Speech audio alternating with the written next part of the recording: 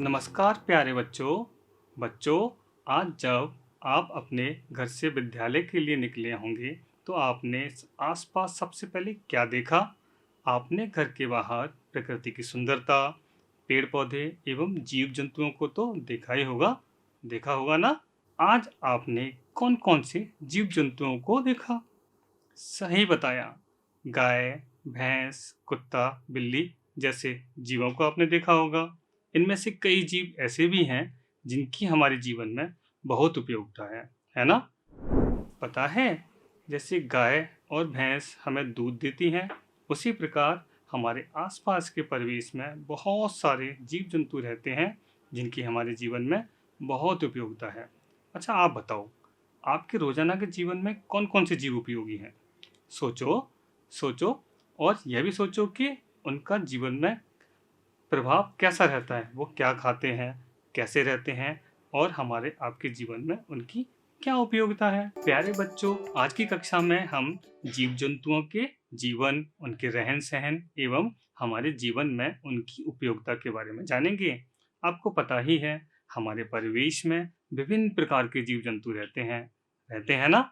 ये जीव जंतु रंग रूप, आकार एवं स्वभाव में परस्पर एक दूसरे से भिन्न होते हैं। इसी तरह इनमें खान पान और रहन सहन की दृष्टि से भी भिन्नता होती है। जैसे कुछ जीव जंतु घास फूस, हरी सब्जियां, पेड़ पत्तियां खाते हैं, जैसे गाय, भैंस, बकरी आदि, है ना? ऐसे जीव जंतुओं को शाकाहारी जीव कहते हैं। कुछ जीव जीव जंतुओं को ही अपना भोजन बनाते हैं, जैसे शेर, चीता, सांप, छिपकली, गिद्ध। और ऐसे जीव जंतुओं को हम क्या कहते हैं? बताओ, बताओ। बिल्कुल सही बताया, मांसाहारी जीव जंतु। बच्चों, इसी प्रकार कुछ जीव जंतु दोनों तरह का भोजन मतलब पेड़ पौधे, साग सब्जी, पत्तियों के साथ साथ जीव जंतुओं को भी अपना भोजन बनाते हैं। ऐसे जीव जंतुओं को सर्वाहारी जीव कहते हैं, जैसे कुत्ता। अच्छा बताओ, अब तक हमने क्या जाना? अब तक हमने जाना कि जो जीव जंतु साग, पेड़ पौधे, पत्तियां आदि खाते हैं उन्हें शाकाहारी, जो जीव जंतु मांस खाते हैं उन्हें मांसाहारी एवं जो जीव जंतु साग, सब्जी, पेड़ पौधे, पत्तियां और मांस दोनों खाते हैं उन्हें सर्वाहारी कहते हैं। कुछ समझ में आया बच्चों? जिस प्रकार खाने के आधार पर जीव जंतु अलग अलग होते हैं, उसी प्रकार रहने के आधार पर भी जीव जंतुओं में भिन्नता होती है। प्यारे बच्चों, जिस प्रकार जीव जंतुओं का खाने के आधार पर वर्गीकरण किया जाता है, उसी प्रकार उनके रहने के आधार पर भी हम जीव जंतुओं को अलग अलग रूप में वर्गीकृत कर सकते हैं। अच्छा, आप बताओ, आप कहाँ रहते हो? घर में ना? तब घर कहाँ बना है? बताओ। जमीन पर। Very good. इसका मतलब आप और हम जमीन पर रहते हैं।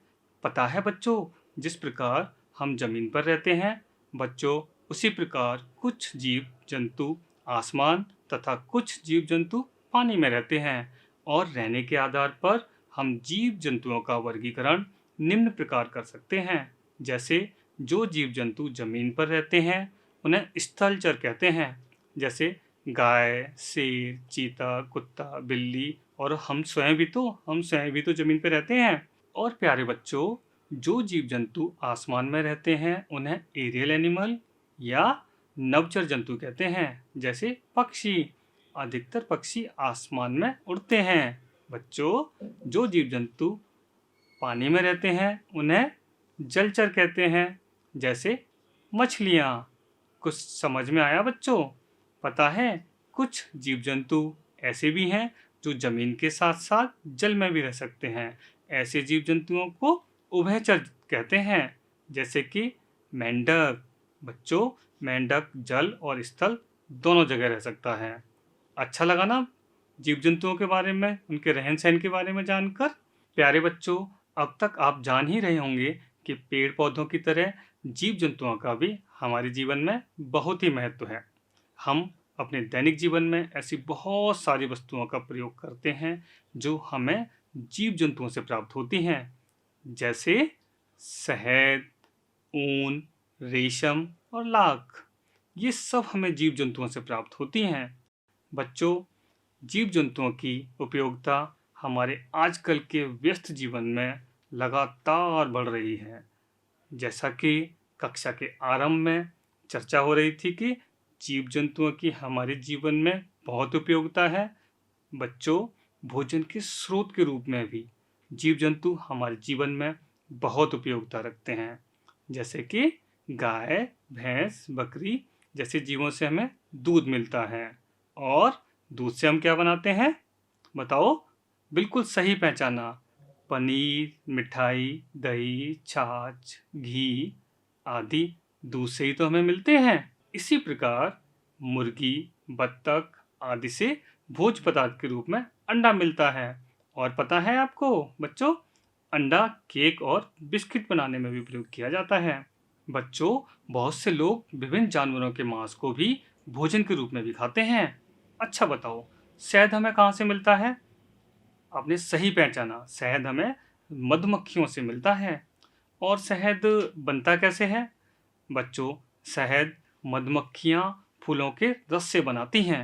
मधुमक्खियाँ फूलों का रस चूसकर अपने छत्ते में जमा करती हैं और छत्तों से हमें फूलों के रस को शहद के रूप में निकाल लेते हैं। और पता है, इनके प्रत्येक छत्ते में रानी मधुमक्खी होती है जो अंडा देने का काम करती है। इनका जीवन काल 3 साल का होता है। रानी मक्खी के साथ साथ छत्ते में नर मधुमक्खियां तथा श्रमिक मधुमक्खियां भी होती हैं। श्रमिक मधुमक्खियों का जीवन काल 40 से 45 दिन का होता है। बच्चों, श्रमिक मधुमक्खियां सबसे ज़्यादा काम करती हैं। काम जैसे मोम पैदा करना, छत्ता बनाना, छत्ते की सफाई करना, फूलों की खोज कर रस एकत्रित करना तथा उससे शहद बनाना व अंडों की देखभाल करने का काम भी श्रमिक मधुमक्खियां करती हैं।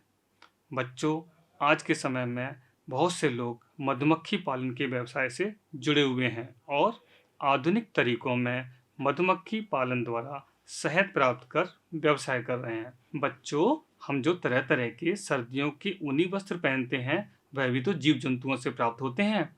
ऊनी वस्त्र भेड़, ऊंट, खरगोश से प्राप्त ऊन से बनते हैं। और लाख भी हमें लाख के कीट से प्राप्त होता है जिसका प्रयोग आभूषण तथा सील करने में किया जाता है। रेशम हमें रेशम के कीटों से प्राप्त होता है। प्यारे बच्चों, जीव जंतु भोजन, वस्त्र आदि के साथ साथ कृषि, परिवहन एवं ईंधन के लिए भी उपयोग में लाए जाते हैं। जैसे बैल और ऊंट खेतों की जुताई और परिवहन दोनों में काम आते हैं। गाय, भैंस के गोबर को हम ईंधन के रूप में भी प्रयोग करते हैं। बच्चों, इसके साथ साथ जानवरों की खाल के उपयोग से बेल्ट, जैकेट, बैग आदि भी बनाए जाते हैं। बच्चों, अब तक हमने जाना कि हमारे परिवेश में बहुत सारे जीव जंतु रहते हैं और सभी का खान पान, रहन सहन अलग अलग है। इनमें से कई जीवों की हमारे रोज के जीवन में महत्वपूर्ण उपयोगिता है।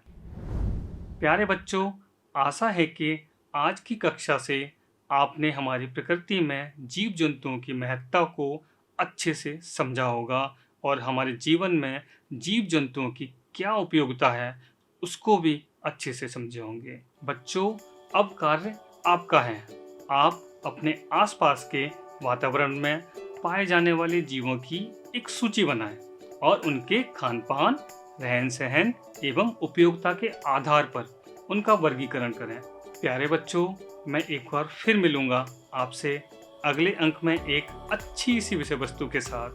तब तक बाय बाय।